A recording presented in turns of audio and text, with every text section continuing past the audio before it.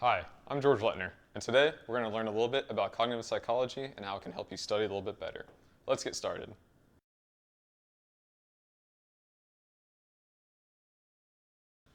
To get things rolling, we're going to have a quick introduction to today's lesson. There are several important terms that we're going to want to go through today. The first off is learning. Learning is the acquisition of information through either teaching or experience. Next up is memory. Memory is the storage of that information for later retrieval. Encoding, storing, and retrieval are the three processes through which we use memory. First, we'll take information and we'll encode it so that we're able to use it. Next, we'll store the information for long terms so that it can be used again at a later date. Third, we'll retrieve the information so that it can be used for cognitive processes.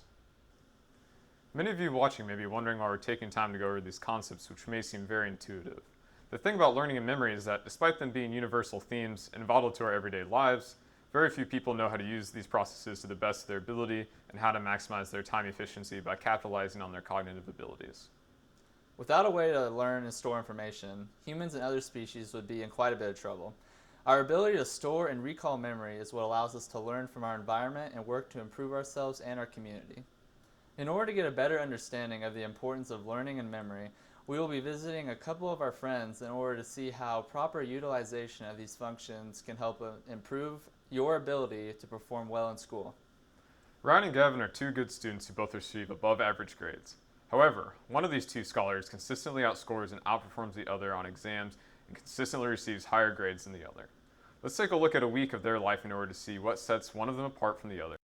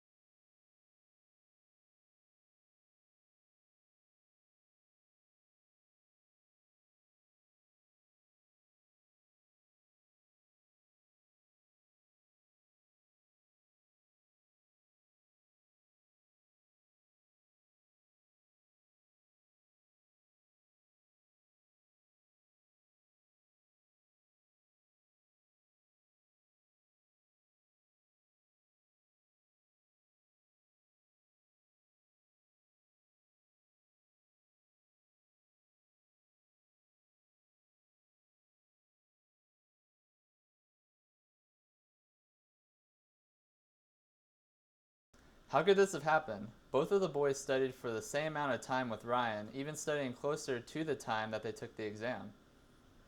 The answer to this question can be described through the processes of cognition. In order for information to be stored, it must first be taken in through physical receptors in the body, such as the eyes, encoded into short-term memory, and then stored into long-term memory.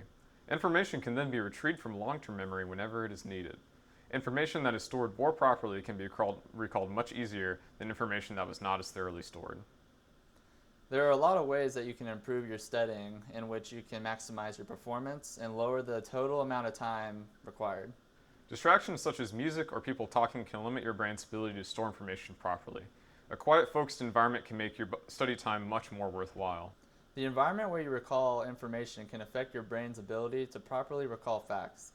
By studying in an environment which resembles your classroom, it can be much easier to recall what you were studying the night before. Some ways to cut down your study time and improve your performance are to lower the amount of distractions in your study environment and to study in a room which resembles your exam room. Memory is not perfect, and it can need some help in order to work properly. One of the best ways to perform well on tests is to spread out your studying in order to help your brain retain and continuously relearn and encode information. In other words, for anyone trying to do well on an exam, don't torture yourself and cram the night before the big test. By just studying a little bit every night, you can successfully learn information while also not overstressing your mind with an overload of stimuli.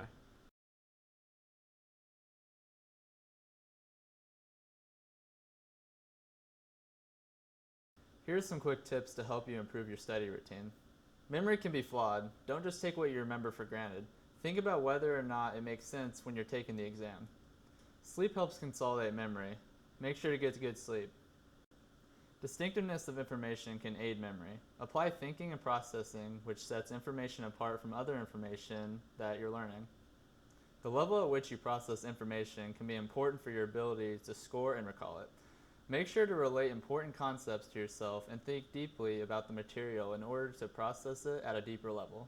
Studying doesn't have to be stressful and it doesn't have to be hard. So by spacing out your studying, minimizing distractions, and studying in a good study environment, you can increase your grades while also minimizing your study time. In short, you shouldn't study longer, you should study smarter. Thanks for watching our video today. For more information about anything we talked about, you can look at the following resources to learn more about memory, learning, and cognition.